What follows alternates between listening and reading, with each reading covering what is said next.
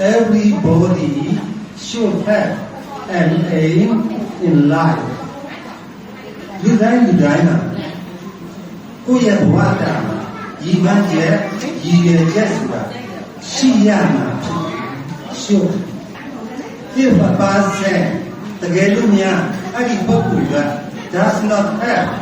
an aim in life ကိုယ့်ရဲ့ဘဝတာမှာရည်မှန်းချက်မရှိဘူးဆိုလို့ရှိရင် he will be like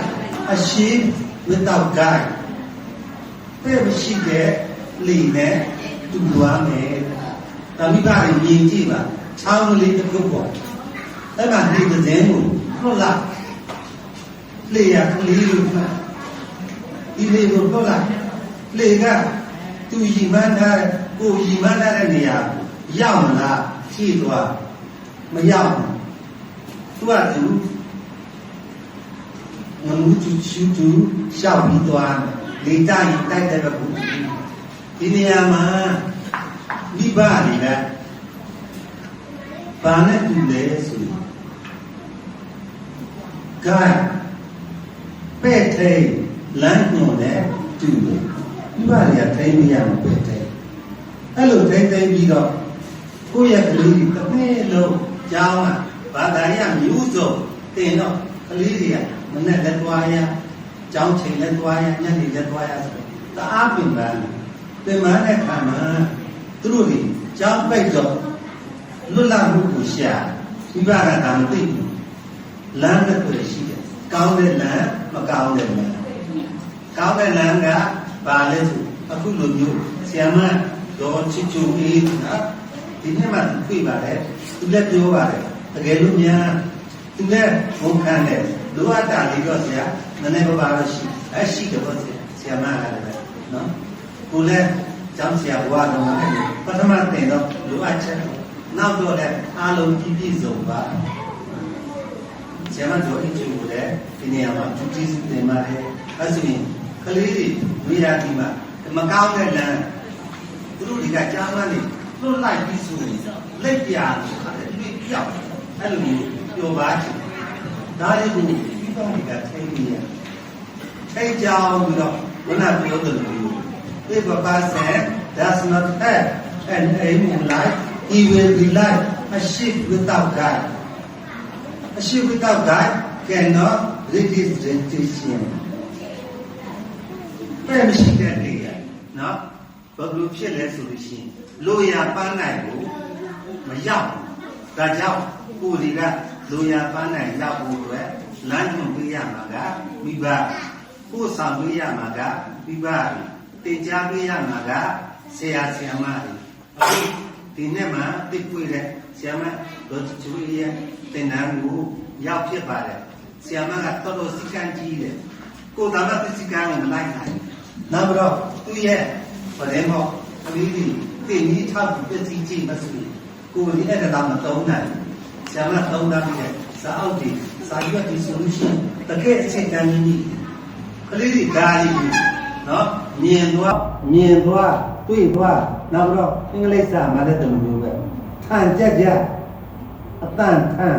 အဲ့ဒီလိုမျိုးသင်ကြားပြီးသွားတော့ဘုရားမိဘတွေမြင်ရတွေ့ရကြားရပြီနော်ကလေးတွေကအင်္ဂလိပ်စာမှာဒီနှစ်ပဲစတဲ့အတွက်ကြောင့်အပြည့်ပြည့်စုံတယ်လို့တော့မဆိုဘူးပါလေလိုအပ်ချက်တော့ရှိပြီမဲ့လို့80ရာခိုင်နှုန်းလောက်တော်အဆင်ပြေဒါတွေကိုကျွန်တော်တွေ့ရပါတယ်ဒါကြောင့်နော်ဆရာမတွေကဘယ်လိုလဲဆိုလို့ရှိရင်လွယ်ကြီးဝမ်းမမွေးရလေဝမ်းကလွယ်သွားတမိသားတို့ကြီးမားမြတ်တာထားလို့ဆရာမတွေတော့နန္ဒငါးပါတဲ့ထဲမှာသူဆရာမတော်ချီချူလေးကလည်းပဲတဘာပါတော့ကလေးတွေကိုသွားမစင်ကြည့်လိုက်တော့စီစနေကျမ်းလာဆိုတာနဲ့ရှင်းတာဆိုတာနဲ့ပြည့်စုံစားလဲစီမီနဲ့အဲ့လိုမျိုးဆရာမတင်ပြီးသွားတယ်ဒါကြောင့်မလို့ဆရာမတွေရဲ့စေတနာအနစ်နာဝဒနာ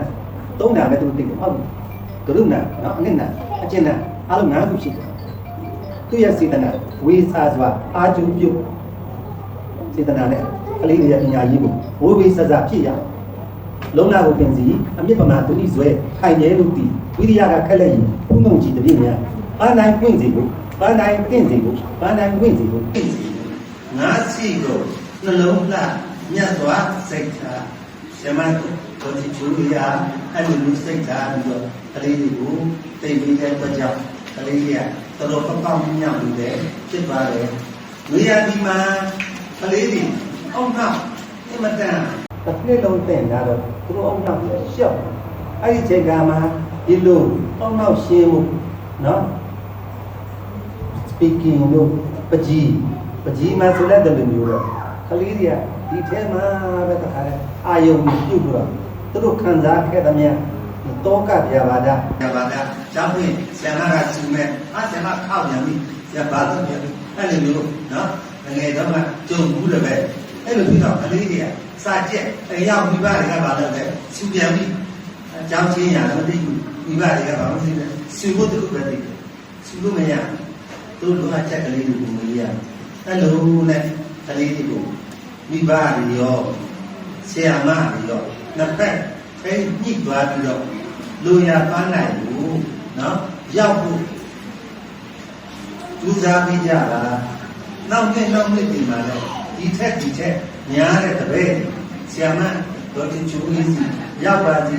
သူလည်းပညာတတ်ဖို့ဖြစ်တယ်အမှန်တန်တော်တဲ့ဆရာမသိကြတော့နော်အဲ့လိုဖြစ်တဲ့အတွက်ကြောင့်ကလေးတွေကိုဝေယာဒီမှာအလေးတွေ့ရှိရအောင်ဒီခေတ်မှာဘယ်နည်းတော်လို့သာရဲ့အမှန်တန်များတဲ့အချိန်ဖြစ်နေတော့အချုပ်ကြောင်းလေးကျောင်းပြင်မပြပြဘူးကျုံတတ်ဘူးပြန်ဘူးအပြင်မှာဘယ်လိုပါလို့ညာလို့ကလေးတွေနဲ့ပတ်သက်မိနေကြအကုတ်သမင်းကြောင်းမပြပြန်ဘူးအဲ့လိုပတ်သက်မိနေကြဒါကြောင့်ဒီကလေးတွေကအနာဂတ်ရဲ့ယတနာတိုင်းပြည်ကိုအုပ်ချုပ်မဲ့ကလေးတွေနော်ကိုကတော့အုပ်ပြီးပြီသူတို့တွေရှိတယ်ဒါကြောင့်သူတို့တွေလမ်းမှန်ပြီးမှလည်းစနစ်တကျပို့ပြီးနိုင်ကြပါစေလို့ပြောကြရင်ဒီကုန်းချုပ်ပါတယ်ဒီလိုပြန်လာပြောကြပေးပါတော့ဆရာကမော်ရီအားကျေးဇူးတင်ရှိပါခင်ဗျာ